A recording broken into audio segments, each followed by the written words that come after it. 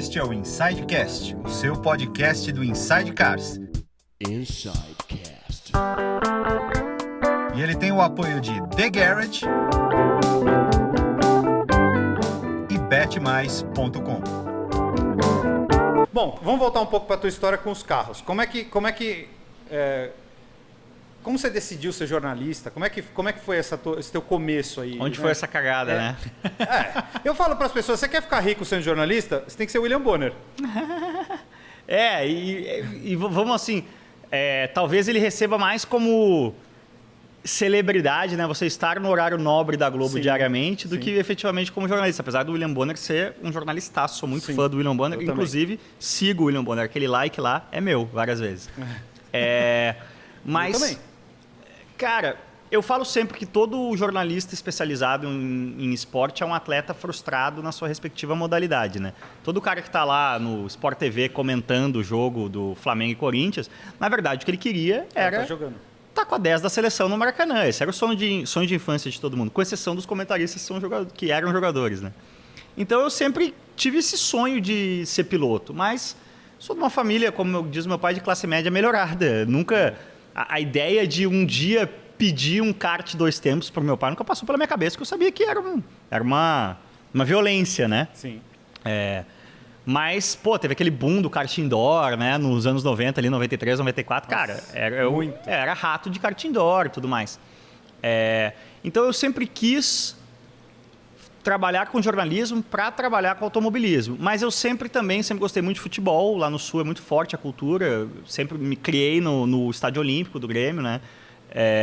Então eu fiz jornalismo para trabalhar com esporte. A minha opção 1 era automobilismo, mas o futebol era uma opção 2 também bastante atraente. Tanto que eu comecei a minha carreira no futebol, na atual Rádio Grenal, na época Rádio Pampa. Trabalhei na TV Pampa, que era a antiga... Era a afiliada da Record no Sul, Você tinha quantos anos quando você entrou lá?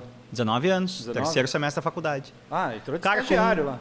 Entrei de estagiário e aí com 2 meses, o cara para quem eu estagiava foi demitido. Entre outros motivos, olha como mudou o mundo. Porque ele organizava o bolão de Brasileirão do departamento lá de esportes. E organizar um bolão de Brasileirão em 2001 era um baita trabalho. Envolvia papel, planilhas e tal. Não tinha... Vai todo mundo lá no site, faz o link. Então, e aí ele... ocupava o tempo dele. Ocupava demais o tempo com o bolão, foi demitido. E aí, empresa de comunicação... A banca do bicho, lá em Porto Alegre. Empresa de comunicação regional, cara, não tem muita estrutura, né? Então, o cara foi demitido. Esse moleque aí, 2 meses, não fez nenhuma idiotice muito grande. Fui, então, com 19 anos, eu virei produtor do Virando a Mesa, que era o principal programa de esporte da casa, e repórter do esporte. E eu não era, obviamente, o número 1 do esporte com 19 anos, mas em escala, tudo mais, férias. Cara, com 19 anos eu estava fazendo flash ao vivo com o Fernando Vanucci de Campeonato Brasileiro. A Record tinha os direitos de Campeonato Brasileiro, então eu fazia ponto, né? A Record estava transmitindo Flamengo e Fluminense e estava jogando Grêmio e Corinthians, então tinha um posto. Pequeno, né, que a Record teve. Isso aí. Certamente em 2001 teve. Eu trabalhei em 2001 e 2002. Então, isso é uma coisa que muita gente não sabe. Você falou, você é reconhecido, você é famoso. Com 19, 20 anos, eu era reconhecido na rua em Porto Alegre, porque eu participava muito desse programa Virando a Mesa. Eu era o produtor, mas como no podcast hoje em dia é muito comum, aquele produtor que entra no ar toda hora e tal. Às vezes, alguém tinha um imprevisto de última hora, eu participava da bancada e eu fazia reportagem no esporte na TV Record em Porto Alegre. Fazia vivo em rede nacional, tudo mais. Então... Então você era... Então, é por isso que você falou. Então, no final das contas, você era mais conhecido, porque... futebol tem muito mais abrangência do que... E outra... Ainda mais no Rio Grande do Sul. Exato, em Porto Alegre todo mundo é muito gremista ou muito colorado, né? E aí, depois disso...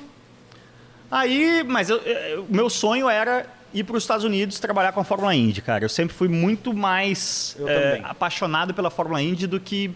Nunca não fosse apaixonado pela Fórmula 1. Ainda mais nessa época, 95, 96, 97. A gente cresceu nessa era de ouro. Com 30 brasileiros correndo lá. E mais do que o brasileiro, o carro era demais, as pistas eram demais, a competitividade era demais. A gente coincidiu com a morte do Ayrton e a Fórmula 1 num período meio bosta que o Schumacher dominava. Muito bem nessa época.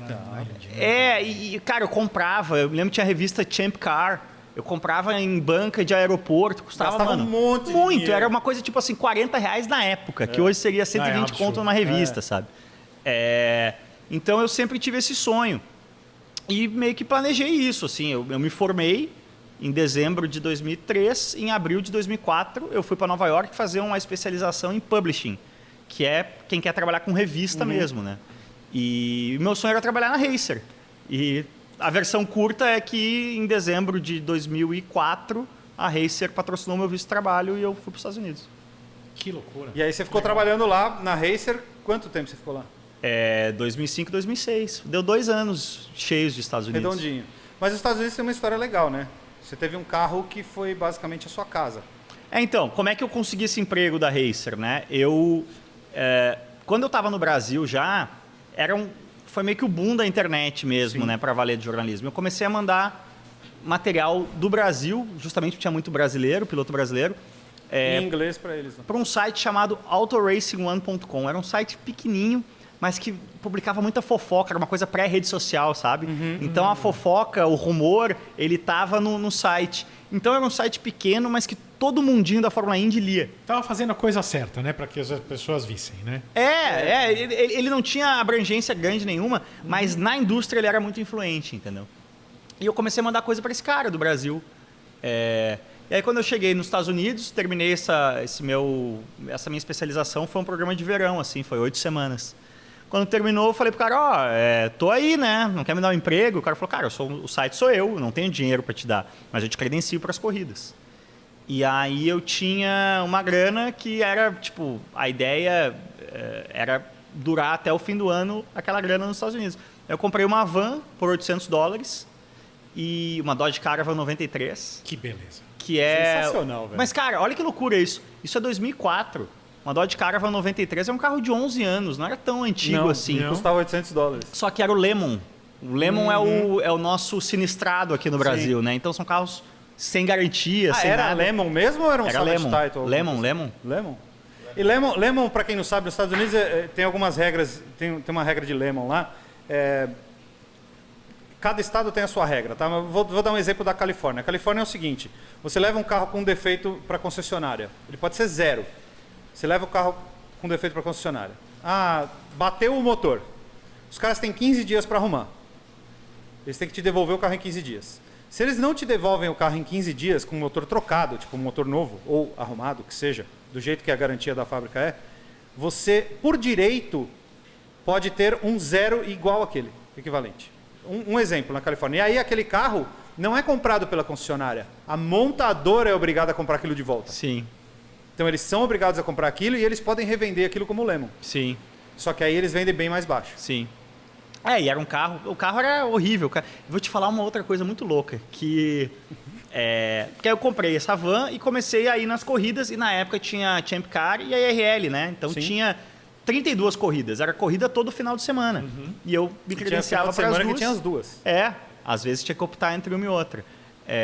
Mas esse carro, cara, ele era um lixão, o carro. E eu me lembro que ele tinha...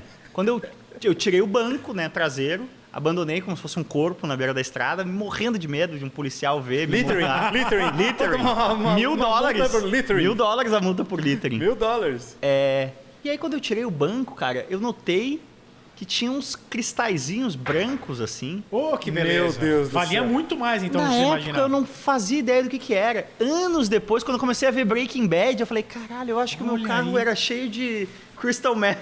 E eu Com nunca tinha certeza percebido. seu carro era um ponto de distribuição, talvez. Valia muito mais do que só 800 Não, dólares. Perdi a pois chance de Né? fazer uma grana.